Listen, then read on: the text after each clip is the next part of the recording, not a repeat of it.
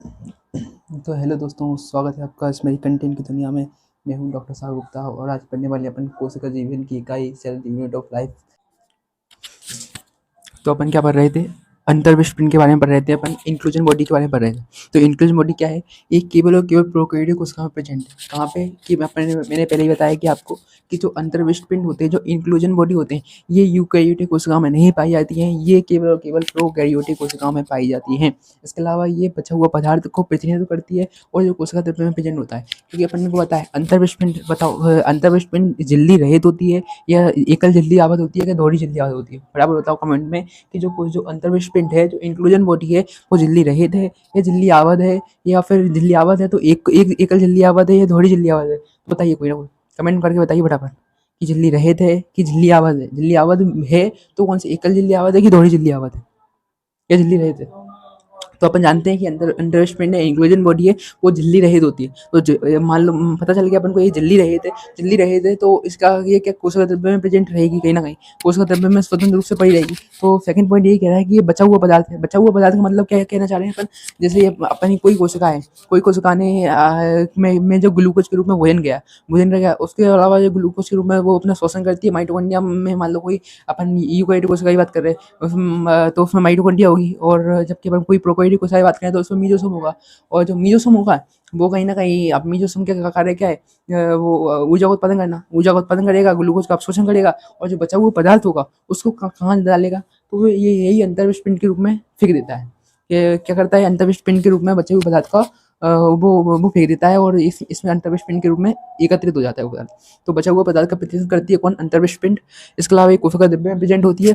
इसके अलावा तीसरा पॉइंट कहता है झिल्ली रहित कोशिकांग। तो ये पहले ही मैंने बात कर ली, ये जो अंतर्विष्ट पिंड है, जो अंतर्विष्ट पिंड इंक्लूजन बॉडी है, वो एक झिल्ली रहित कोशिकांग है। बढ़िया है।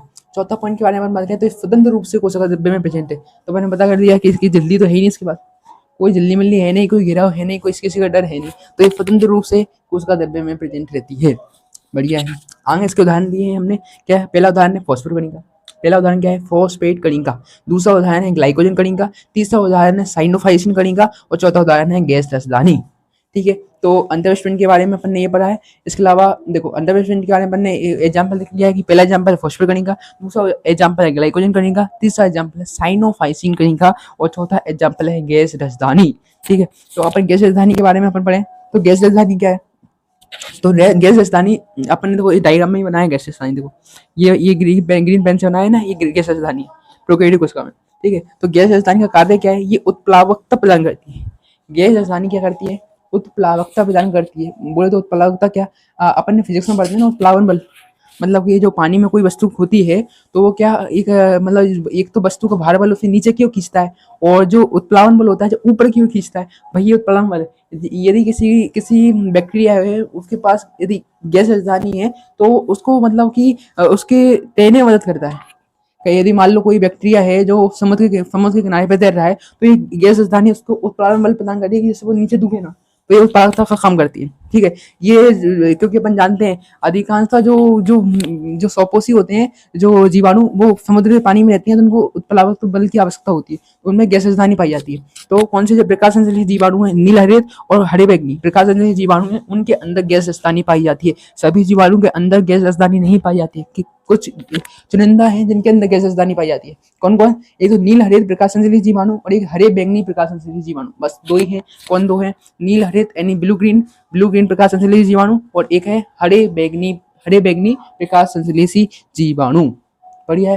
देखो, तो अपने अंतर्विष्ट पिंड के बारे में पूरी बात कर ली कि अंतर्विष्ट पिंड क्या है? केवल प्रोकैरियोटिक कोशिका में प्रेजेंट है। यूकैरियोटिक कोशिका में कभी भी अंतर्विष्ट पिंड देखने को नहीं मिलेगा। इंक्लूजन बॉडी देखने को कभी भी नहीं मिलेगी यूकैरियोटिक कोशिका में। यह केवल प्रोकैरियोटिक कोशिका में पाई जाती है। इसके अलावा बचा हुआ पदार्थ का प्रतिनिधित्व करती है। मतलब कि जो कोशिका में कोशिका ने ग्लूकोज पहुंचा, ग्लूकोज से उसने जो भी अवशोषण कर लिया, और अवशोषण के बाद जो वेस्टेज बचा है, जो काम का नहीं है, वो पदार्थ इसके अंदर एकत्रित हो जाता है। तो ये बचा हुआ पदार्थ का प्रतिनिधित्व करती है और कोशिका द्रव्य में प्रेजेंट है, क्योंकि इसके पास कोई भी गिराव नहीं है, इसी पे किसी का डर नहीं है, ये स्वतंत्र रूप से प्रेजेंट हो रहती है। तो बचा हुआ पदार्थ का प्रतिनिधित्व करती है और कोशिका रहित कोशिकांग है, और स्वतंत्र रूप से कोशिका द्रव्य में प्रेजेंट है, क्योंकि झिल्ली तो है नहीं, किसी का डर है नहीं, स्वतंत्र रूप से प्रेजेंट है, किसी का डर तो है नहीं। बढ़िया है। इसके अलावा हम उदाहरण की बात करें तो फॉस्फेट कणिका, ग्लाइकोजन कणिका, साइनोफाइसिन कणिका और गैस राजधानी, चार उदाहरण है। कौन कौन से फटाफट याद करो, इधर याद कराऊंगा मैं। फॉस्फेट कणिका, फॉस्फेट कणिका, बोलो फॉस्फेट कणिका, ग्लाइकोजन कणिका, साइनोफाइसिन कणिका और गैस राजधानी। सारे एग्जाम्पल है, फॉस्फेट कणिका, ग्लाइकोजन कणिका, साइनोफाइसिन कणिका और गैस राजधानी। बस सारे एग्जाम्पल इसके एनसीईआरटी में डायरेक्ट दिए हैं, डायरेक्ट उनको याद करना और नीट के पेपर में डायरेक्ट अपन को याद आना चाहिए, समझ लो। इसके अलावा गैस राजधानी कार्य पर बात कर ली कि कार्य क्या है, उत्प्लावकता प्रदान करती है, बायोन्सी प्रदान करती है, जैसे उत्प्लावन फिजिक्स में होता है उसी प्रकार इधर भी उत्प्लावन का कार्य होता है कि बैक्टीरिया को डूबने से बचाती है, ठीक है। इसके लिए उदाहरण याद करना है कि उदाहरण इसके कौन से होंगे, जो कि प्रकाश संश्लेषण करने वाले होंगे, प्रकाश संश्लेषण करने वाले, क्योंकि जीवाणु अधिकांशतः समुद्र के पानी में पाए जाते हैं तो उनमें उत्प्लावन बल की आवश्यकता होती है क्योंकि वो डूबे ना, तैरते रहे, इसलिए ये गैस राजधानी उनमें पाई जाती है। कौन कौन में पाई जाती है, नील, दो एग्जाम्पल है, नील हरित प्रकाश संश्लेषी जीवाणु और हरे बैंगनी प्रकाश संश्लेषी जीवाणु। कौन कौन से, नील हरित यानी ब्लू ग्रीन, और हरे बैंगनी यानी ग्रीन और पर्पल कलर के जो प्रकाश संश्लेषी जीवाणु है उनमें पाई जाती है गैस राजधानी। बढ़िया है, तो अपन एंथैल्पी स्पिन के बारे में पूरी बात कर ली है। देखो क्या क्या हो गया अपना, एक बार मैं दिखा देता हूँ शॉर्ट एंड में। तो देखो अपन ने एंथैल्पी स्पिन के बारे में ही पढ़ लिया है, ग्लाइकोकैलिक्स और कोशिका वृत्ति के बारे में पहले ही पढ़ चुके हैं। इसके अलावा एंथैल्पी स्पिन भी हो गया अपना, और इसके बाद आता है अपना झालर, आता है फिमरी, आता है क्या आने वाला है, झालर आने वाला है, फिमरी आने वाला है। तो झालर की बात करें तो झालर क्या है, फिमरी क्या है, फिमरी क्या है, लघु सूख जैसे तंतु, लघु सूख, लघु यानी अपन ने पढ़ा है जब अपन 11th 12th क्लास में, अभी तो है आप, और जब अपन 9th 10th क्लास में थे तब भी अपन पढ़ते थे कि लघु यानी लघु, एक तो होते थे सबसे छोटे क्वेश्चन जिनको अपन बोलते थे अति लघु क्वेश्चन, और दूसरे होते थे लघु क्वेश्चन, और तीसरे होते थे दीर्घ क्वेश्चन। तो ये वही लघु है, लघु यानी क्या होता है, छोटा, लघु यानी होता है छोटा, और सूख यानी होते हैं प्रवर्ध, सूख यानी होता है प्रवर्ध, प्रवर्ध बोले तो धागे नुमा संरचना, धागे नुमा संरचना, प्रवर्ध यानी धागे नुमा संरचना होती है, और लघु का मतलब होता है छोटे। तो छोटे जो प्रवर्ध हैं, जो छोटे जो जो संरचना से बाहर निकल रहे हैं, देखो झालर का बनाई मैंने, देखो ये ग्रीन पेंसिल दिखाई ना, ग्रीन पेंसिल, ये ग्रीन पेंसिल, 2 मिनट रुको, देखो ये ग्रीन पेंसिल दिख रही है, जो ग्रीन पेंसिल, ये झालर है, क्या एक झालर है, तो दिखाई गई है झालर। तो ये लघु सूख होते हैं यानी छोटे प्रवर्ध हैं, छोटे प्रवर्ध हैं, जैसे तंतु समान संरचना होती है जो बाहर की ओर प्रवर्धित होती है। कहाँ की ओर प्रवर्धित होती है, बाहर की ओर। ये देखो, ये कोशिका है, और कोशिका से ये बाहर की ओर निकल रहे हैं, ये बाहर की ओर निकल रहे हैं, इनको क्या बोलेंगे अपन, झालर बोलेंगे, फिमरी बोलेंगे, क्या बोलेंगे, झालर बोलेंगे, फिमरी बोलेंगे, ये बाहर की ओर। ये एनसीईआरटी की लाइन को अपन को बिल्कुल पढ़ते जाना है, एक एक अक्षर। ये देखो, ये बाहर को भी अच्छे से पढ़ना, एनसीईआरटी नीट वाले ऐसे घुमाते हैं, ये बाहर की जगह अंदर लिख के दे देंगे, क्या बोलेंगे कि लघु रूप जैसे तंतु समान संरचना जो अंदर की ओर प्रवर्धित होती है उसे झालर कहते हैं। तो गलत है स्टेटमेंट, गलत है स्टेटमेंट, बाहर की ओर स्थित होती है। देखो कोशिका है, ये कोशिका के बाहर की ओर दिख रहा है ना, झालर दिख रहा है ना, कोशिका के बाहर है, कोशिका के अंदर नहीं है, कोशिका के बाहर की ओर प्रवर्धित है, प्रवर्धित यानी एक्सपेंसल, मतलब कि जो कोशिका, ऐसे अपन ने ये बनी लवक देखा, अपन ने बनी लवक क्या अंदर की ओर बलन बना रहा है, और ये बाहर की ओर निकल रहे हैं कोशिका से, तो ये बाहर की ओर प्रवर्धित है, और जो बनी लवक अपन आगे पढ़ने वाले हैं जो अंदर की ओर बलन बना रहा है, ठीक है। तो ये बाहर की ओर प्रवर्धित होती है, लघु सूख जैसे तंतु है, लघु सूख यानी छोटे से तंतु, छोटे प्रकार के तंतु है। इसके अलावा दूसरा है अपना इसका कार्य, ये झालर किसी व्यक्ति में पाए जा रहे हैं, फिमरी किसी व्यक्ति में पाई जा रही है, तो उसका कार्य क्या है। तो ये देखो, ये चिपकने में मदद करते हैं, क्या मदद करते हैं, चिपकने में मदद करते हैं, चिपकाने में मदद करते हैं। यदि कोई जीवाणु जा रहा है, मान लो समुद्र के किनारे ही, तट पे बात करते हैं द्वारा, कि समुद्र के किनारे जा रहा है और उसको बीच में कोई चट्टान लग जाती है। अब जीवाणु का काम, तो उसके पास देखो एकल कोशिका है, जीवाणु प्रोकैरियोटिक कोशिका एकल कोशिका है, तो वो अपने खाने पीने की, एक कोशिका को थोड़ी सी दिक्कत आती है, वैसे एक कोशिका का स्वतंत्र जीवन यापन है, वो अपने जीवन के रहने के लिए सारे कार्य कर सकती है, लेकिन फिर भी एक अकेले इंसान किसी ना किसी को ढूंढता है। तो इसको मान लो एक समुद्र के पानी में जा रहा है जीवाणु, और उसको कहीं बीच में चट्टान पड़ गई, बीच में रॉक पड़ गया, कहीं उसको दिख गया कि समुद्र के पानी में बीच में कहीं रॉक सी दिखी उसे ऊंची, तो उसका मन हुआ कि मुझे उससे चिपकना है, उसके साथ रहना है। तो उसको चिपकाने के लिए जो कार्य करेगी संरचना, उसको अपन झालर कहते हैं। क्या कहते हैं, फिमरी कहते हैं, झालर कहते हैं। क्या कहते हैं, फिमरी कहते हैं, झालर कहते हैं। वो जीवाणु को चिपकाने के लिए सहायता करती है, उसको फिमरी कहते हैं। इसके अलावा यदि कोशिका को अपने शरीर में घुस गई, मान लो कोई जीवाणु की बात करें अपने, ऐसे स्ट्रेप्टोकोकस निमोनिया की बात करी थी अपन ने पहली बार भी, उसी की बात करें, स्ट्रेप्टोकोकस निमोनिया जो कि निमोनिया फैलाता है, और एक हीमोफिलस इन्फ्लुएंजा है, वो भी निमोनिया फैलाता है। दोनों के दोनों बैक्टीरिया निमोनिया फैलाते हैं। यदि मान लो अपने अंदर स्ट्रेप्टोकोकस निमोनिया घुस गया और उसको अपनी सेल के साथ जोड़ना है, क्योंकि उसको पोषण चाहिए, सेल के साथ जोड़ना है, तो उस होस्ट के साथ भी उसको चिपकने के लिए जो सहायता करेगी वो झालर करेगी। झालर का काम एक ही है, चिपकाना।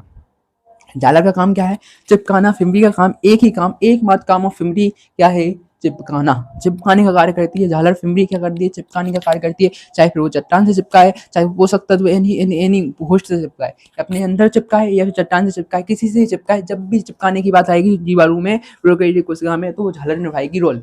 झालर ही है, फिम्बरी ही है जो चिपकाने में सहायता करती है। ठीक है, इसके अलावा अपन बात कर, ये झालर की अपन ने बात कर ली है। ठीक है, इसके अलावा आगे एक संरचना का नाम आता है रोम। प्रोकैरियोटिक कोशिका में एक रोम जैसी संरचना ही पाई जाती है, जो कि प्लिन प्रोटीन की बनी होती है, जो कि एक यूनिक प्रोटीन, विशिष्ट प्रोटीन। यूनिक प्रोटीन कहने का मतलब क्या है, ऐसे बहुत सारी संरचना, ऐसे अपन ने बताया फ्लैजिला ट्यूबुलिन प्रोटीन की भी बनी होती है, फ्लैजिलन प्रोटीन की भी बनी होती है। तो एक हर कोई संरचना एक विशिष्ट प्रोटीन की बनी होती है, और जो रोम है, जो पिल्ली है, वो प्लिन प्रोटीन की बनी है। एक विशिष्ट प्रोटीन है, कोई भी एरे गैरे प्रोटीन की नहीं बनी होती है, ये एक विशिष्ट प्रोटीन की बनी होती है, जिसका नाम कौन सा प्रोटीन है, प्लिन प्रोटीन। प्लिन प्रोटीन की बनी होती है कौन, रोम बोले तो प्लाई, रोम को इंग्लिश में बोलते हैं प्लाई, और ये प्लिन प्रोटीन की बनी होती है, प्लिन प्रोटीन की बनी होती है। और ये लंबी नलिकाकार संरचना है, देखो संरचना भी देख लो, ये जो मैंने ब्लैक कलर से बनाई है ना, ये रोम, ये ब्लैक कलर से बनाई है ना मैंने, ये ब्लैक, ये ब्लैक कलर से बनाई है, ये क्या है, रोम है, ये ब्लैक कलर से, ये देखो, ये देखो, ये क्या है, रोम है पिलाई के, जो कि प्लेन प्रोटीन से बनी है। और देखो ये नलिकाकार संरचना नहीं लग रही है, नली की तरह लंबी संरचना है, लंबी नलिकाकार संरचना है। और कार्य क्या है इसका, संयुग्मन होता है, जब संयुग्मन नलिका का निर्माण करती है। क्या संयुग्मन नलिका का निर्माण, जब बैक्टीरिया संयुग्मन करता है, कॉन्जुगेशन करता है, तो ये रोम क्या करती है, संयुग्मन नलिका का निर्माण करती है। इस कहने का मतलब क्या है, देखो ये मान लो एक बैक्टीरिया, ये बैक्टीरिया 1 है, ये बैक्टीरिया 2 है, एक बैक्टीरिया है, ये दूसरा बैक्टीरिया है। ठीक है, ये 2 बैक्टीरिया है, इनको मान लो रेप्लिकेशन करना है। देखो ये इनका केंद्रकाव है, इनमें ये केंद्रकाव इसका है, और ये वाला केंद्रकाव इसका है। ठीक है, अब इनका मन है कि हमको 2 से 3 होना है, 2 से 3 होना है। तो ये क्या करेंगे, सही सिंपल, ये संयुग्मन नलिका का निर्माण करेंगे। इसने देखो ये ब्लैक कलर की, इसने संयुग्मन नलिका का निर्माण किया अपनी, इसने अपने संयुग्मन नलिका का निर्माण किया। कौन करता है संयुग्मन नलिका का निर्माण के लिए, रोम जिम्मेदार है, पिलाई जिम्मेदार है। इन दोनों संयुग्मन नलिका का निर्माण की, और आपस में एक जॉइंट बना लिया, ये बिल्कुल जुड़ गए दोनों आपस में। और इधर से इसका केंद्र का जाएगा, इसका अनुमान से पदार्थ जाएगा, इससे इसका अनुमान से पदार्थ पाएगा, और दोनों मिल जाएंगे और एक नई जीव का निर्माण कर देंगे। तो इसमें ये मतलब बैक्टीरिया में जनन की प्रक्रिया है। कौन, संयुग्मन एक प्रकार की बैक्टीरिया में जनन की प्रक्रिया, रिप्रोडक्शन की प्रक्रिया है। इसमें क्या होता है, संयुग्मन कॉन्जुगेशन का निर्माण करती है, एक नलिका का निर्माण कर लेती है। एक बैक्टीरिया ने भी नलिका का निर्माण किया, इस बैक्टीरिया में नलिका का निर्माण किया, और दोनों नलिका आपस में फ्यूज हो गई, जुड़ गई, और उन्होंने तीसरे बैक्टीरिया का निर्माण किया। ये देखो इसमें क्या हुआ, ये केंद्रकाव है, ये अपना रेप्लिकेशन करेगा, एक रेप्लिकेशन इसने किया, एक रेप्लिकेशन इसने किया, और ये आपस में एक जोड़ देगा, और एक नई तीसरा बैक्टीरिया का निर्माण कर देगा, जिसके अंदर एक केंद्रकाव रहा। ठीक है, तो प्लिन प्रोटीन क्या करती है, प्रजनन का सहायता करती है, किसकी, जीवाणु में प्रजनन के लिए, रिप्रोडक्शन के लिए जो उत्तरदायी है, वो संयुग्मन नलिका के द्वारा रिप्रोडक्शन होगा, तो इस तरह होगा। ठीक है, इसके अलावा अपन बात करते हैं छठा, कसाविका यानी फ्लैजिला, कसाविका यानी फ्लैजिला। ठीक है, आगे फ्लैजिला के बारे में बात कर रहे हैं अपन। तो ये अपना जीवाणु है, ये क्या अपना जीवाणु है, जीवाणु के बाहर देखो, ये अब ये जीवाणु है, जीवाणु के बाहर ये रेड वाली क्या बताइए मैंने, भाई रेड वाली क्या बताई मैंने, कोशिका भित्ति, क्या बताइए, कोशिका भित्ति। रेड वाली क्या बनाई है, इधर कोशिका भित्ति बनाई है। वही इधर बताना चाहता हूँ कि कोशिका भित्ति है, कोशिका भित्ति कभी कभी क्या करती है, कुछ अपनी अलग ही लंबी नलिकाकार संरचना को प्रवर्धित कर देती है, बड़ा बना देती है। जैसे कि इधर से ग्रीन वाली देखो संरचना, कितनी लंबी संरचना निकल रही है कोशिका भित्ति से निकल रही है ऐसी संरचना, और ये देखो कितनी लंबी जा रही है। तो कभी कभी ये क्या करती है, कोशिका अपने अंदर से कुछ इतनी लंबी संरचना का निर्माण कर लेती है। देखो अपन बात करें तो ये देखो, इसमें जो ये कसाविका है, पूरी क्या है, कसाविका पूरी संरचना क्या कहलाती है, कसाविका कहलाती है। कसाविका के 3 भाग दिख रहे हैं अपन को, एक आधारीय भाग दिख रहा है, एक अंकुश दिख रहा है, और एक तंतु दिख रहा है। 3 भाग दिख रहे हैं अपन को कसाविका के, फ्लैजिला के अपन को 3 भाग दिख रहे हैं, एक आधारीय भाग है, एक अंकुश है, और एक तंतु है। इसमें आधारी भाग यानी बेसल बॉडी, आधारी भाग को बेसल बॉडी कहते हैं, जो कि जो कोशिका भित्ति और जो अंकुश है, जो हुक है, हुक को जोड़ने का काम करती है। जो अपनी मेन कोशिका है, जो जीवाणु की, जो बैक्टीरिया की जो कोशिका है, वो जो कोशिका है उसकी कोशिका भित्ति है। कोशिका भित्ति को अंकुश यानी हुक से जोड़ने का काम कौन करती है, आधारी भाग करता है, बेसल बॉडी करता है। बेसल बॉडी का बेस लाइक मेम्ब्रेन है, पूरा का पूरा बेस है, यही कसाविका का बेस है, यही कसाविका को कोशिका भित्ति से जोड़ता है, सेल वॉल से जोड़ता है। ठीक है, इसके बाद अपन बात करें तो अंकुश यानी हुक की बात करें तो सबसे चौड़ा भाग है, सबसे चौड़ा भाग क्या है, सबसे चौड़ा भाग, ये देखो सबसे चौड़ा भाग अंकुश क्या है? सबसे छोटा भाग। कशाभिका का सबसे छोटा भाग क्या है? अंकुश है, होके। अब कोई पूछे अपन से कशाभिका यानी फ्लैजिला के बारे में बात कर रहे हैं, तो उसका सबसे चौड़ा भाग कौन सा है? तो दूसरा भाग इसका अंकुश है, जो होके वो सबसे चौड़ा भाग है। इसके अलावा इसमें एक तंतु होगा, फिलामेंट होगा, जो सबसे भारी होगा। अपन देख रहे हैं सबसे बाहर की ओर सबसे बाहर की ओर तंतु स्थित है, सबसे भारी होगा और सबसे लंबा होगा। सबसे भारी, सबसे लंबा। तो तुझे कसाबे यानी फ्लैजिला का जो प्रोकैरियोट में पाई जा रही है, उसका सबसे बाहर और सबसे लंबा भाग। सबसे बाहर, सबसे लंबा। सबसे बाहर, सबसे लंबा कौन? तंतु फिलामेंट। कौन है? जल्दी बोलो, जल्दी बोलो, जल्दी बोलो। कौन है? जो जो जो अपनी कसाबे है उसके सबसे बाहर। सबसे बाहर यानी सबसे आउटर और सबसे लंबा यानी सबसे लॉन्ग कौन है? तो तंतु है, फिलामेंट है।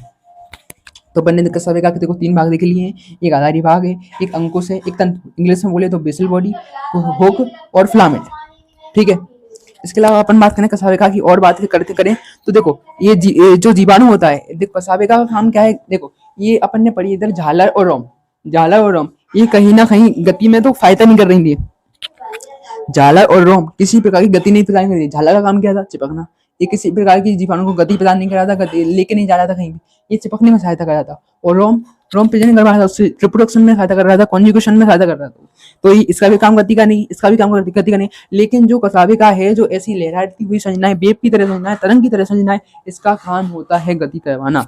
तो ये क्या, यदि यदि कोई जीवाणु है, जीवाणु अपन ने बोला कि जीवाणु चलायमान है, मोटाइल है, मतलब वो चल सकता है, तो इससे अपन को क्या समझ में आता है कि उसमें कसाबे का प्रेजेंट होगी, बोले तो फ्लैजिला प्रेजेंट होगी। और यदि कोई जीवाणु ऐसा है जिसमें अचलायमान है, जो चल नहीं सकता है, नॉन मोटाइल है, तो अपन को इससे समझ आ जाती है फ्लैजिला एब्सेंट होगी।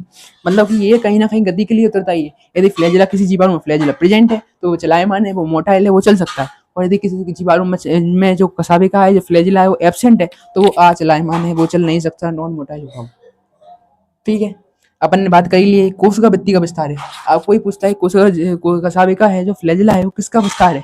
क्या ग्लाइकोकैलिक्स का विस्तार है? जो क्योंकि अपन ने पढ़े थे ना, कोशिका आवरण में 3 ग्लाइकोकैलिक्स होता है, कोशिका भित्ति होती है, कोशिका झिल्ली होती है, जो कोशिका आवरण पढ़े थे बनने, उनमें से किसका विस्तार है? तो ये कोशिका भित्ति का विस्तार है, जो अपन रेड लाइन से मैंने इधर बनाई है। कोशिका भित्ति जो ग्लाइकोकैलिक्स के अंदर है और कोशिका झिल्ली के बाहर है, वो कोशिका भित्ति है, और उसका विस्तार क्या है? कसाबिका है। उससे निकलती हुई प्रवर्धित हुई संरचना कसाबिका कहलाती है, फ्लैजिला कहलाती है। तो कोशिका भित्ति का विस्तार है, सिर्फ समझ रहे हैं। इसके अलावा ये पतली संरचना है, बहुत ही पतली संरचना। इधर तो मैंने बहुत मोटी बता दी है, लेकिन और बहुत ही पतली संरचना है, बहुत ही पतली संरचना, क्योंकि वेव की तरह, तरंग की तरह लहराती हुई जाती है, तो बहुत ही पतली संरचना है। इसके अलावा ये किस प्रोटीन की बनी होती है, ये आपको बताना है। मैंने ये जब प्रोकैरियोट और यूकैरियोट में अंतर बताया था लेक्चर नंबर 2 में, तब मैंने आपको बताया था कि प्रोकैरियोट कोशिका की डेड प्रोटीन की बनी होती है फ्लैजिला यानी कसाबिका, और यूकैरियोट कोशिका की डेड प्रोटीन की बनी होती है। तो वो डेडनेस आपको बताना है कि कौन सी, मतलब जो प्रोकैरियोट कोशिका है उसकी कसाबिका है, जो फ्लैजिला है, कौन से प्रोटीन की बनी होती है, आपको कमेंट में बताना है। मैं वेट कर रहा हूँ। बराबर बताइए कि जो प्रोकैरियोटिक कोशिका है उसकी जो कसाबिका है, उसकी जो फ्लैजिला है, कौन से प्रोटीन से मिलकर बनी होती है। और यूकैरियोटिक की बता देना कि कौन सी प्रोटीन से बनी होती है, उसकी फ्लैजिला यदि पाई जाती है उसमें। तो अपन जानते हैं जो प्रोकैरियोटिक कोशिका होती है उसमें जो फ्लैजिला होती है, जो उसमें फ्लैजिला होती है, वो फ्लैजिन प्रोटीन की बनी होती है। कौन सी प्रोटीन की बनी होती है? फ्लैजिलिन प्रोटीन की बनी होती है। फ्लैजिलिन कौन सी प्रोटीन की बनी होती है? फ्लैजिलिन प्रोटीन की बनी होती है। प्रोकैरियोट की जो कसाबिका है, जो अपनी फ्लैजिला है, वो फ्लैजिलिन प्रोटीन की बनी होती है। और जो यूकैरियोट की जो कसाबिका है, वो ट्यूबुलिन प्रोटीन की बनी होती है। कौन सी प्रोटीन की? ट्यूबुलिन प्रोटीन की। अपन ने पिछली क्लास में पढ़ा है प्रोकैरियोट यूकैरियोट में, जब अपन अंतर पढ़ रहे थे, अपन ने पढ़ा था कि जो कसाबिका है, जो प्रोकैरियोट की, वो जो फ्लैजिला है, अपन सिंपल तो है, कसाबिका को इंग्लिश में क्या बोलते हैं? फ्लैजिला। और फ्लैजिला फिर आया फ्लैजिलिन, फ्लैजिलिन प्रोटीन। तो इसकी सिंपल है, ये फ्लैजिलिन प्रोटीन की बनी है प्रोकैरियोट की। और जबकि यूकैरियोट की अपन को याद करनी पड़ेगी कि ये कौन से प्रोटीन से बनी है? ट्यूबुलिन प्रोटीन से बनी है। ठीक है। इसके अलावा बात करें, ये गति के लिए उतरता है, ये बहुत इंपॉर्टेंट पॉइंट है, ये गति के लिए उतरता है।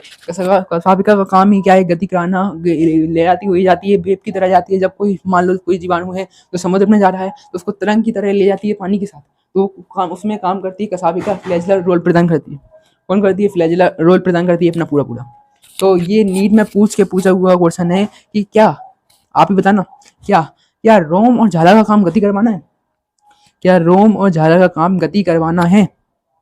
क्या रोम और झाला का काम गति करवाना है?